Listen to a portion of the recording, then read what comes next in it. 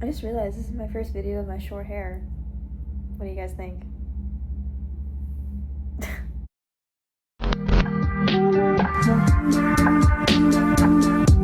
What's up, guys? Welcome back to my channel. Today's video, I know I'm like a week late to this, but I've been busy, so and I also wanted to make sure I got like all my thoughts straight on this. But today's video, we are going to be talking about the new Avengers Doomsday casting, because this was a pretty big event. If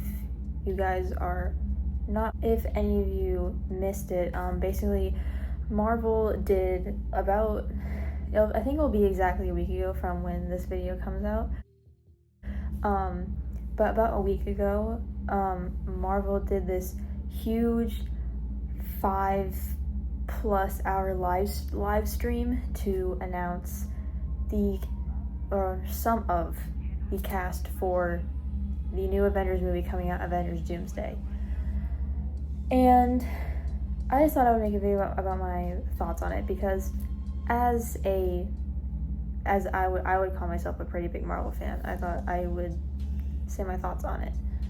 So there's actually gonna be two parts to this video. The first part is gonna be, just my thoughts on just the live stream in general and whether or not I think Marvel made a good decision in doing this.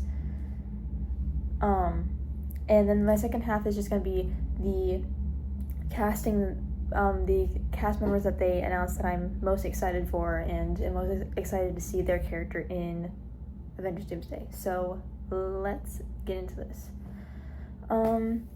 So my overall thoughts on this live stream, I'm kind of gonna like go at this in like a pros and cons kind of way, and also these are just my opinions, so don't come for me.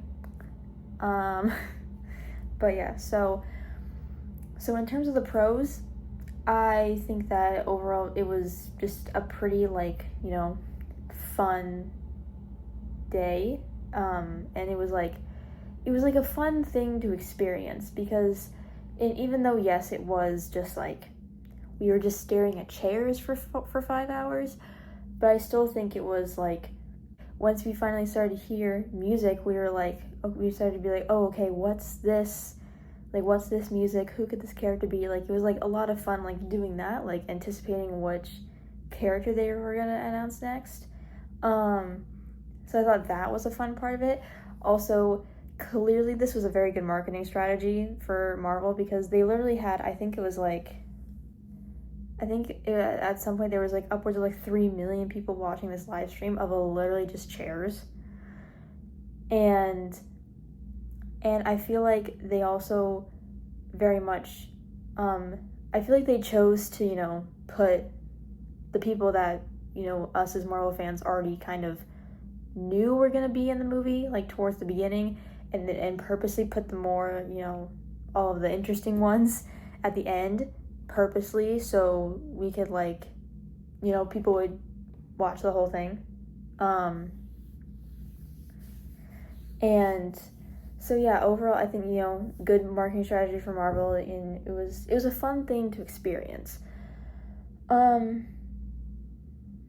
And those are the pros. And then in terms of the cons, I know a lot of people can agree with this, I just think it didn't necessarily need to be that long, 5 hours plus of a live stream, especially when all you're gonna show us is chairs with people's names on them, and also the fact that it was 12-11 minutes or whatever the time was between they would announce it. It's like we're literally just watching chairs. Like, what are you doing? Like, they didn't need to have that long amount of time. And I get it was supposed to be for I guess there's part of it where it makes sense to be if you know, people missed parts of it, then they had, you know, time to catch up before they announced the next one, or, you know, time for if, you know, people were together in a group, they could, or just, or by themselves, they can, you know, theorize and, you know, be like, oh, who's gonna be next? And I get that, but it's just like, and they still could have done the chairs thing, and they did a video where it was just like one single video of just panning across and showing all the names. Like, that could have been it, you know? And it's just like, and again, I get the appeal of the live stream, and also just like, you know, another thing is, I just like, I feel like this was just like having it be like that long of a live stream, I just don't think like, just like the typical Marvel fan is gonna have the time in their day to like watch and to just sit and watch an entire 5-hour live stream, and really the only people that are gonna be, you know, like actually able to sit there and watch this whole thing and not be like doing something else during it is like, you know, the news agencies and like stuff like that, like people who it's their job to report on these types of things, like they're the ones who are gonna have the time to do this. Your typical like Marvel fan who's just like a normal person working a normal job, or even someone like me who's a college student, they don't have, I mean, unless they're like, unless their job is like sitting at a desk and like doing stuff on a computer, like yeah, they could have it like in the background, like that's what I did watching it. But it's just, at the same time, it's like, and especially for me, I'm still a college student, I still had classes that day, like, and so I like, you know, couldn't, like I had to like miss parts of it to, you know, be in class. And so it's just like, just having one, you know, 30-second video of like just panning through all the chairs, like that would have been better, because it's only 30 seconds, you know, people can, you know, take a break from their job or whatever they're doing for 30 seconds to watch like a short video. They don't have 5 hours to spend out of their day to watch this long live stream, especially considering that we weren't like actually watching really anything that interesting, you know, like we were literally just, it was just literal just chairs, just we were literally just staring at chairs, like it wasn't really anything interesting. And like so yeah, but that's, and also one last thing, I feel like, and like kind of going off of like people having time, like I think also the fact that they did this on a Wednesday, like a day in the middle of the week, like on a weekday, first of all, I feel like they could have, like I feel like a lot more people would be less mad about it if they did this like on like a weekend or like a Saturday, when, you know, more people are off of work, you know, they're, you know, trying to just like chill out for the week, and you know, they have the time to, you know, lay on the couch and watch a 5-hour live stream, you know. And so I feel like they could, if they were gonna still do this long live stream, I feel like they could have done that. Or if, and also I feel like the fact that like they didn't, you know, they didn't really come up with like a specific announcement and be like, hey, we're gonna be doing a live stream announcing the cast for Avengers Doomsday. Like, we didn't really get a warning, it just kind of happened. And so I think like doing that strategy again, I feel like just a short 30-second video would have worked better, because then at least, like, if it's coming out of nowhere, then it's not going to take up as much people's time. But I think that with the long live stream, they should have at least given us a warning that this is what was going to happen, because none of us expected, because I don't think any of us expected it to be this insanely long live stream. Like when it started, we literally were just shown a chair with Chris Hemsworth's name on it, and nobody knew what was happening. Like I just feel like we also should have at least gotten like a warning on like, oh, this is what this is gonna be, you know? Like, but anyways, but that's about it for my thoughts on the whole thing about what it actually was. But on to the cast members that I am the most excited for. Honestly, most of these, except for one, are most of the X-Men that are coming back, if I'm being honest. But I'll get into more specifics. But the first one that's not an X-Men is Tom Hiddleston, returning as Loki. And I think the main reason why I'm excited for this one is I'm just curious as to what way they're gonna go with Loki with this, because we obviously know that Tom Hiddleston has, you know, not only played, like, Tom Hiddleston's played multiple versions of Loki, right?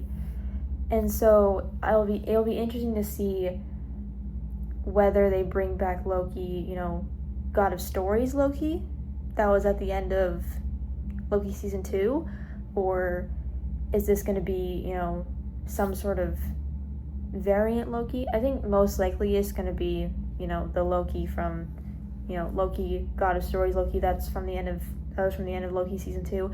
I feel like that's the most likely option, because that's, you know, that's the Loki that we left off with, and you know, that's, you know, we've been watching that Loki, like mostly that Loki since the beginning of the Loki series, which is in 2021. So I think that that's the most likely option, but they still could, you know, introduce some other variant Loki that we just haven't met yet or something. But I feel like it's most likely gonna be. And if they are doing God of Stories Loki, how is he gonna be integral to the story of Doomsday? So yeah, so Tom Hiddleston's the only one that is not an X-Men. So all the rest of these are the X-Men that they're bringing back, and obviously the first one, and these are technically two people but they go together, so I put them in the same spot, and it's Patrick Stewart and Ian McKellen coming back as Professor X and Magneto. I think I was personally surprised to see Patrick Stewart's name, but I feel like I know that it not a lot of people were like really surprised on it, because obviously we saw Patrick Stewart come back as a cameo in Multiverse of Madness with the Illuminati. But I think when Ian McKellen's name showed up, I think that was really when people were like, oh, the original X-Men are coming back, like, but that's just insane. And also, like, I think I heard somewhere that, like, Ian McKellen and, like, Patrick Stewart are, like, getting up into their 90s. Like, what? And so, obviously, with Professor X, Patrick Stewart, Professor X, is this a Professor X from another universe? Because we know that, because the two other versions of Patrick Stewart that we've met have died, technically. Because, you know, the original Patrick Stewart, or why do I keep saying Patrick Stewart? For the original Professor X, Charles Xavier, from the original X-Men movies, died in Logan. And then we had I guess supposedly a different version of Charles in Multiverse of Madness. He died because, you know, Wanda came and destroyed the entire Illuminati. So is this going to be like one of those Charleses, you know, somehow brought back to life? Is this, you know, now we're going to be a third Charles? You know, like, what is this going to be? And obviously with Ian McKellen, I feel like it's pretty obvious that this is mostly going to be the straight version of, or like the version of Magneto, you know, from the original X-Men movies, because I at least to my knowledge, we haven't really gotten, like that's the only version of at least Ian McKellen's Magneto. Like, obviously we have the Michael Fassbender, but that's that Magneto, but just younger. So and also it'd be interesting to see how his character is, and also Professor X too, now that those two actors are getting older. And then going along with some other of the actors from the original X-Men movies, I have James Marsden as Cyclops. It will definitely be interesting and I feel like this will be the time that James Marsden Cyclops will actually get the recognition that he deserves, because I feel like they did him so dirty in the original X-Men movies, and I feel like we've just been getting in X-Men 97 we got a much better version of Cyclops, and so I feel like this will be the redemption for James Marsden Cyclops, and I will freak out if we get James Marsden Cyclops in the comic accurate, like the suit that we saw in X-Men 97. If we get James Marsden Cyclops in that suit, that will just be perfection. And so that's that. And then I have Alan Cumming coming back as Nightcrawler. I'm excited for this mostly just because I personally love Nightcrawler. He's like one of my favorite characters one of my favorite X-Men characters is Nightcrawler. And it's also interesting to see like a character that was only in, he was only in one movie. He was only in X2, I believe. And so I feel like it would just be interesting to see, like especially for him. I feel like for him, I feel like he's one of the actors where it's been the longest since we've seen him as this character. So I'm just excited, and also I just love Nightcrawler. So, and the last of my, I guess, top 5, like people who I'm excited for, it's Channing Tatum as Gambit, and I know that he wasn't in the original X-Men movies. He was just a cameo in Deadpool and Wolverine, but he was honestly one of my favorite parts of Deadpool and Wolverine, first of all. And also, Gambit is my favorite X-Men. So, just having Gambit, the character, in Doomsday is exciting enough for me. Because, like I said, Gambit is my favorite X-Men. And also the fact that, at least from what we've seen in Deadpool and Wolverine, they're actually, like, doing his powers. Like, I think it's kind of the same thing with, like, James Marsden's in the Cyclops. It's like, this is like the Gambit redemption, and like I was so happy when we saw in Deadpool and Wolverine that they're actually doing like his powers justice, and I was like, and if they bring that to Doomsday, I'm just gonna be happy. So yeah. So anyways, so that's about it on my thoughts on the Avengers Doomsday casting and the characters / actors that I'm most excited to see coming back in Avengers Doomsday. Leave in the comments down below what your thoughts are on this whole thing, this whole live stream, and what your most anticipated characters that got announced are, and also who are some of the characters that weren't announced that you were shocked at the most, because mine was definitely Tom Holland's Spider-Man, 100%. But there's gonna be more casting out of it. So anyways, but comment down below your thoughts on all of this. Follow me on Instagram and Letterboxd, and yeah, make sure to subscribe, and I will see you guys in my next video. Bye.